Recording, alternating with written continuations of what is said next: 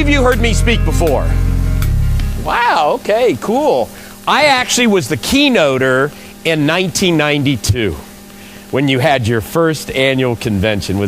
Second question, who have not heard me speak? Let me see. Oh, good, almost every one of you. And who could care less and just want to get out of here because this is gonna... All right, I want you to write 2 words on the front page of your handout. So I want to write these 2 words above the be, do, has, and gives. Everybody ready? Here are the 2 words. My, that would be M-Y. I went to night school. I don't spell too good when it's daylight out. Choices, C-H-O-I-C-E-S. Because I'm going to challenge you when I get finished here at 2 minutes till 10, because Dr. Bob said if you don't, we're leaving anyway. I'm going to challenge you when I get finished here at 2 minutes till 10, I'm going to ask you to make some choices. I'm going to ask you to make some decisions. I'm going to ask you to fill in the blanks here. Fair enough? See, my value here today as a presenter is your value is what you do for 911. It's also our value as parents. And it's simply this. It's what do you, my audience, it's what do the people you work with, and what do our children be, do, have, and give when we're not around? Right? It's what do the people you work with, what do you do, first of all, tomorrow and the next day? That's what this conference is all about. What do you take back and implement? Ideas are a dime a dozen. It's the people who put them into practice who are priceless. You is what you do with 911. Whether you're a manager of a center, whether you're involved in the technology, or whether you're on that call. It's what does that person be, do, have, and give when you're not around, whether you're any good at what you do. And by the way, how many people are back where you work absolutely thrilled that you're gone for a few days? One lady said all of them. Children, I encourage my children to misbehave when I'm around and behave when I'm not around. Now, it drives my wife crazy, but she's happy I'm gone a lot. So the real issue is what are you going to be do? By the way, do you notice the order I have this in? Be, do, have, and give? You notice that? By the way, this is the audience participation part. Have you noticed that? See, I believe we've been taught incorrectly. I believe we've been taught we have to do all this stuff so we can have all this stuff, so we can give, because you can't give what you don't have. So we can be happy, so we can be loving, so we can be forgiving, so we can be grateful. And I'm saying no. That's the wrong order. The true message is be loving, be forgiving, be grateful. And you'll do the things that loving, forgiving people do, then you'll have what you're supposed to have, then you'll be able to give. Capiche? We're not human doings, we're human beings. Well, let me ask you, how many of you here today would love to have more fun at work? Cool. Well, I'm going to give you specific things that you can be, do, have, and give so you can truly have more fun at work. Second question, how many of you here today would love to have more fun with your families? Right on. Because remember, many people can love you, but only a few people can live with you. And would you marry you? The silence falls over the room. I think I got to get a divorce from myself. All right, who here today has a fear of raising your hand? Let me see the people who have a fear of raising your hand. All right, and how many of you here today would like to have more fun with yourself? Yeah. Well. And aren't we toughest on ourselves? Shouldn't one of the messages be we need to lighten up with us? Don't we beat ourselves up too much most of the time? All right, we got our greatest definition for our sense of humor from my son's kindergarten teacher. Chad was in kindergarten, and yes, I have a Chad.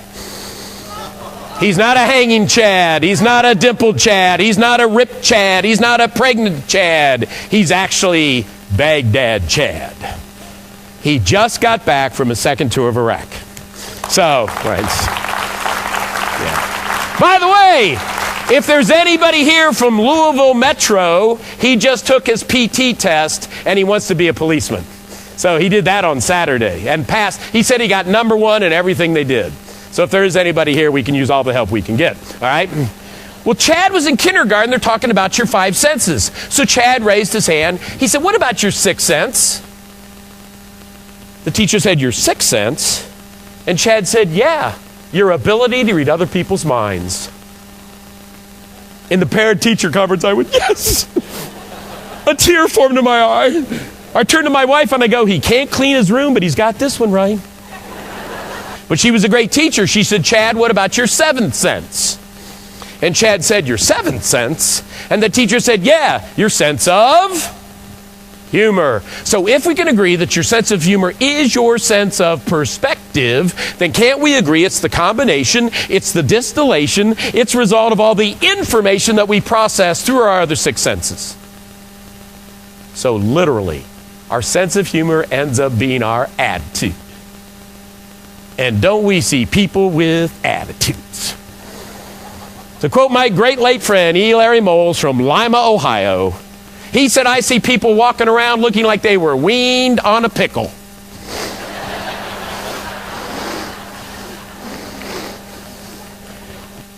There comes a time when every one of our lives we have to say to ourselves, I'm going to stop letting my past ruin my future and rob me of my present. Wherever you are in life, ladies and gentlemen, somebody has had it worse and made it, and somebody's had it better and blown it. It's your choice. Happiness, it's your choice. Peace of mind, it's your choice. Better relationships, it's your choice. Your happiness, your peace of mind, your ability to be a full-functioning carbon-based life form on this planet at this particular time in the time continuum has very little to do with the weather. It has very little to do with your parents.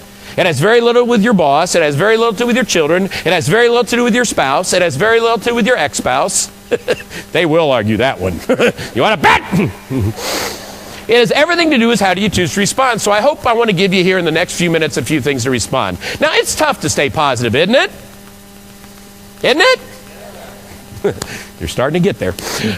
You would think someone like myself, who's been standing up in front of audiences since he was 22 years old, giving the message that happiness is your choice, you'd think I got it by now, wouldn't you? Wouldn't you? I struggle every day. No, every day.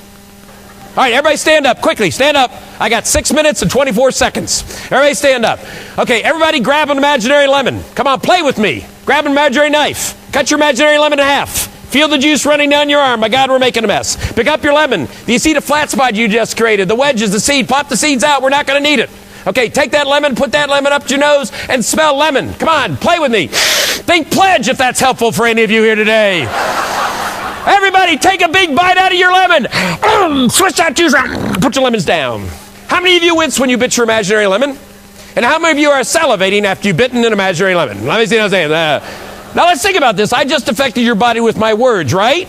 And my words weren't even true, were they? None of you actually thought you had a lemon, did you? That would be called psychosis. So watch your words. Always put out words that add value to people's lives, even if they aren't true. And never put out words that take away value from people's lives, especially if they are true. You're all encouragers.